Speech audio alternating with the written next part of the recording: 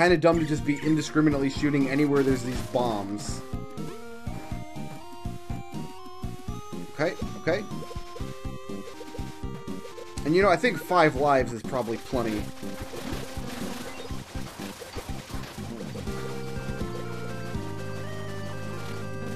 But I foresee no problems from this point on. Smooth sailing. In before I get 6 more game overs.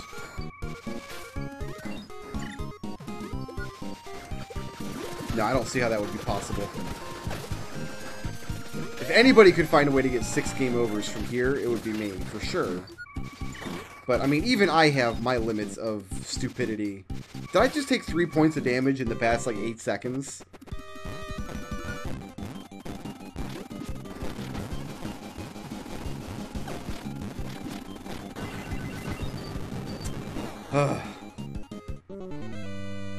Walking around with 1 heart. Like a schmuck. I need to find a happy medium between blitzing this game and paying attention so I don't die. How much for my last fire?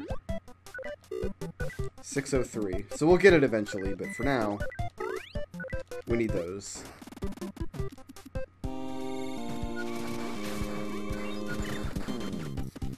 Wonderful.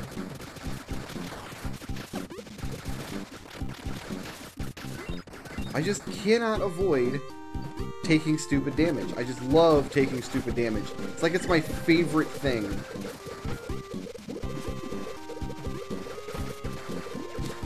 Should have done a neutral jump there for the height to get up on the platform I was trying to reach.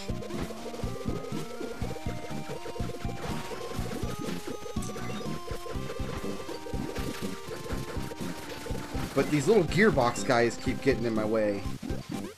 And I'm kind of over them in their stupid face. That's right, I'm not the only cat in the hood with a stupid face. These little gearbox guys, too. Excuse you! I was jumping here.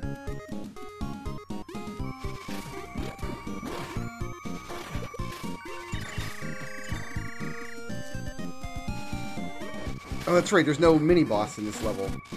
It's the Zangyo mode that has the mini-boss. Alright, we're just gonna fill this whole floor with star mines.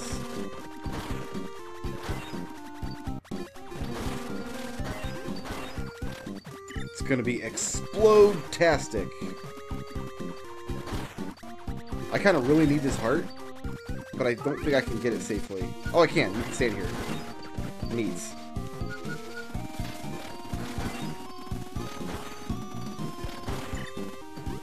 Beautiful. Okay, so that's what the Kero blaster is for. It's there to allow you to safely kill those things.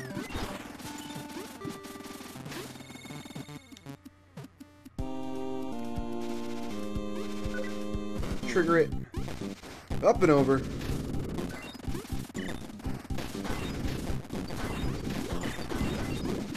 Like, I don't think we want to kill the truck with the Kero blaster. I don't think that necessarily is a good idea. I kind of want to try it though. We'll see.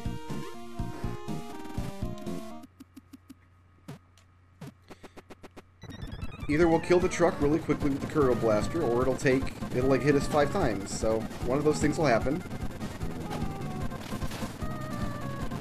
And so far, so good.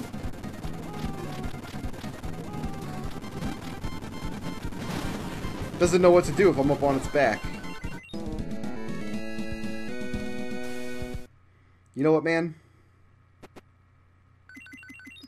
Keep the gold. Don't forget to tip your waitress. Frog dude out.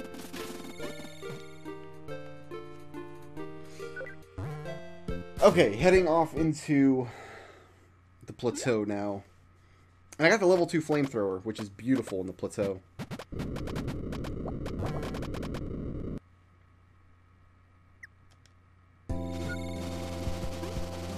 Look at the spread on me. Ah, the refrigerator man couldn't hit me this time. Couldn't get me through my big-ass flamethrower, yo. So I guess this level we'll buy the high-level flamethrower. Just to kind of see what it is, you know? Just to kind of complete the set. Oh, we need to get the ninja at some point, too. I mean, yeah, we've already seen the ninja. So I guess I do care about money at least a little bit.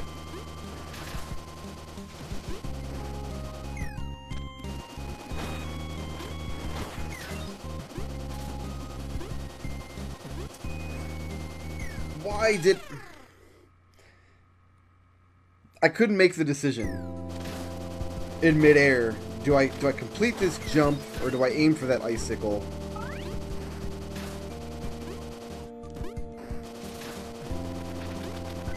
And my brain just shut down and turned into splooge.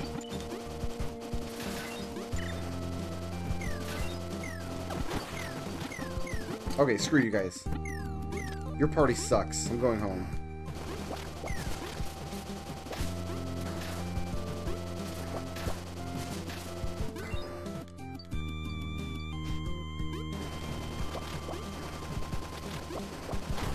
But yeah, you kind of, because you get fire so late, you don't really get a chance to develop it as much as the other weapons. And it's the one that I've used the least. But it's definitely not a bad weapon at all. I kind of would be interested to kind of play the whole game with it. See what kind of strats I have to come up with. I've watched a like a low percent run of the game, a run of the game where the guy didn't get any upgrades or hearts or anything. But he does the run in Omaki mode, so he starts with the 4 guns. He just doesn't buy any upgrades for them. And he kills most of the bosses with fire. Because of the way it changed damage, I guess.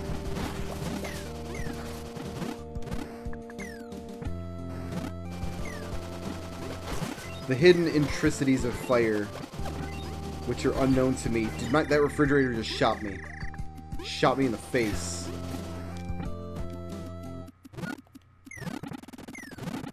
I don't know if this works well on this boss or not.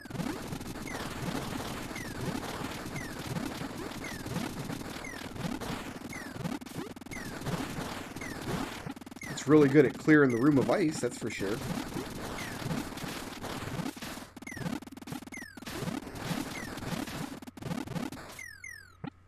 We'll try it out. We'll see how this goes.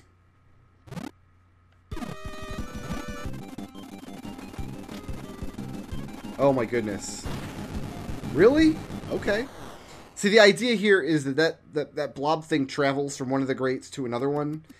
And while he's en route, when you shoot him, he slows down. So yeah, I guess the Kero blaster, because it's connecting constantly, slows him down infinitely.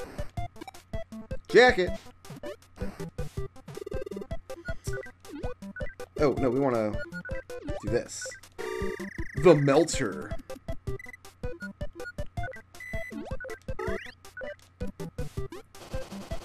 So now we get like this fire shield too. When we let go of the button, it shoots across the screen. So yeah, pretty rad weapon, all things considered. I just never used it extensively. Like, I don't know to the extent which the shield will actually absorb damage or clear shots or anything. I keep jumping to avoid the monsters, and if I jump to avoid the monsters, the wind pushes me away.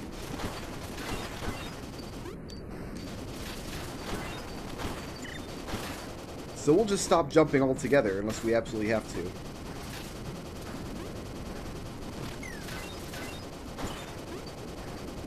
I am enjoying this fire right now, I gotta say. Enjoying it quite a bit. There goes my jacket.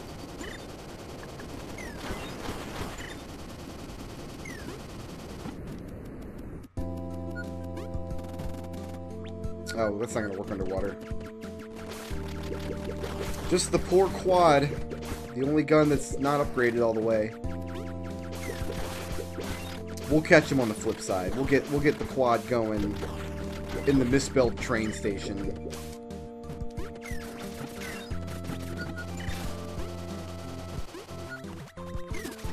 Ooh, you guys want star mines. Yeah. Who doesn't want star mines, though?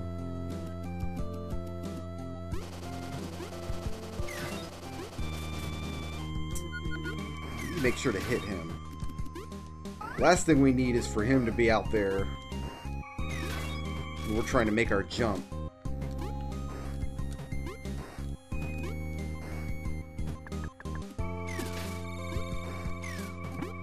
Alright. I think the hard part of this level's over, right? Yeah, there's nowhere else where we're going to get into trouble. Just leave that treasure box behind. Some treasure boxes are best left unopened. That's actually not true. Make sure to open every treasure box in the entire game. In every game you play. Except for Dragon Quest III, because some of those treasure boxes kill you for no reason.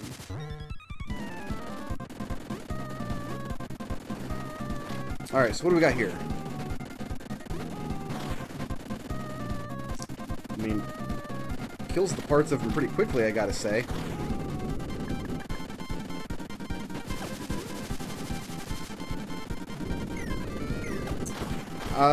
Well, I kind of got stuck in the corner there. We're going to be over this side now, I think. Right here. Nice. Nice. Oh, I missed it. No, I didn't. I can get up there. Shoot!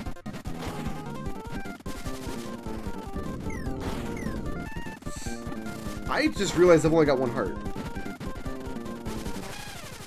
Oh my goodness. That tentacle curled around. I thought I was going to be safe because the tentacle was going to go to the floor. Curl around and got me on the rebound. Worst boss in the game. Not even a contest.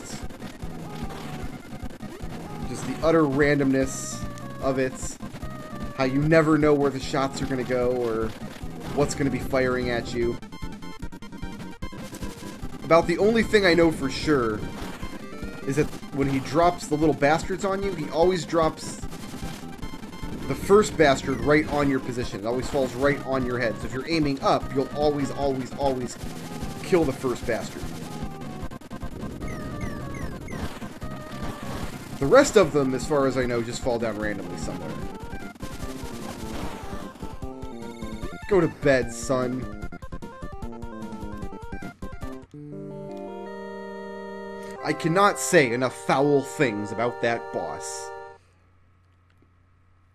That boss is my second least favorite thing in the game, behind the garbage bonus levels. And the garbage bonus levels are my second least favorite thing in the game, behind that boss. If that makes sense to you, then you've been watching my channel for way too long. Alright, we're just gonna gun this section. Just gonna go for broke. And the mid-boss of this level, I can't use the Kero blaster on either, because he's underwater. Ooh, heart. I need that. I know what you were thinking. You were thinking Brickroad's gonna die trying to get that heart. But, don't worry. That's not how that went down. Yeah, we gotta go back to the Uzi Blaster here. I don't know why the Kero Blaster doesn't work underwater. There's so many sections of the game where it might be helpful to have. But because you're underwater, it just does not work.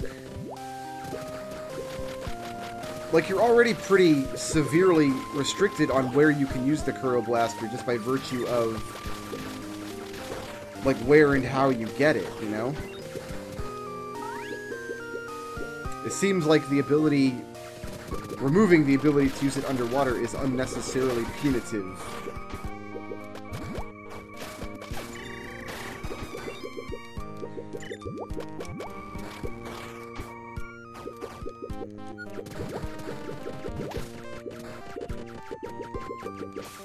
The ability to start, like, maybe a new game plus with the Kero Blaster already leveled up might be interesting. Because then at least you get to use it in a couple more levels.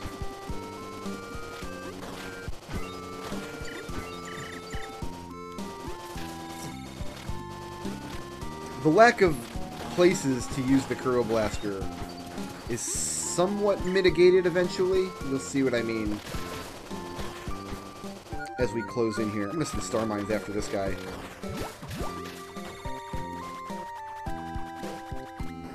Old Shadowface Jones thought he was going to come up from behind. It didn't work for him. Alright, Uzi, let's get to work.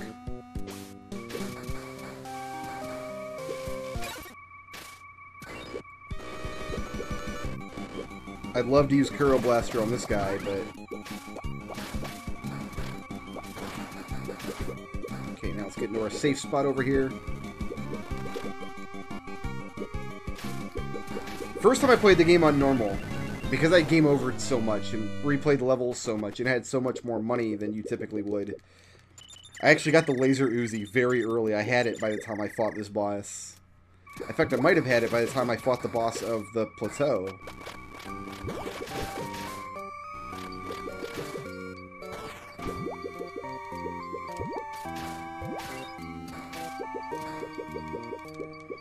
Even though I don't like the shop system in the game, even though I don't like having to buy the upgrades and how it kind of encourages grinding, I guess it's a little interesting how, say your first time through the game, you're going to have guns that you're kind of not supposed to have. Can I get a heart, maybe? Yeah, we'll just buy a heart. And then your second time through the game, you're better at the game, but you're going to have downgraded weapons. Because you won't be stacking up as much money as you did your first time through. So I guess the system kind of encourages, like, multiple experiences through the first couple runs of the game. I don't know, I'm trying to find something nice to say about the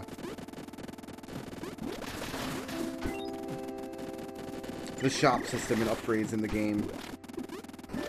I think I would have still preferred to just find them in the world, you know what I mean?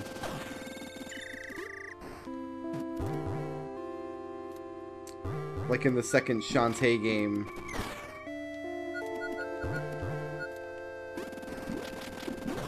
Where you find the magic jams in the world. You still have to go to the shop and buy your upgrades. But there's a limited amount of upgrades. Just enough upgrades that there's enough magic, like hidden magic jams to find them all. So it's not strictly a Mega Man X system where the same stuff is hidden in the same spots every time you play the game. You get all the fun of finding hidden stuff, but you also get to kind of pick and choose what order you get the stuff in. Kero Blaster almost does that with money. Maybe I'm just being unnecessarily nitpicky. I don't know.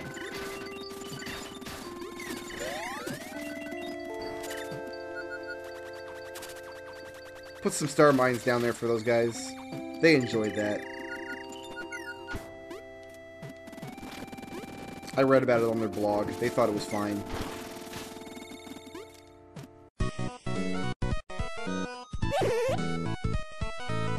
Shoutouts to Nick Scott for sponsoring this video, and to everybody who helps make my channel possible by supporting me on Patreon.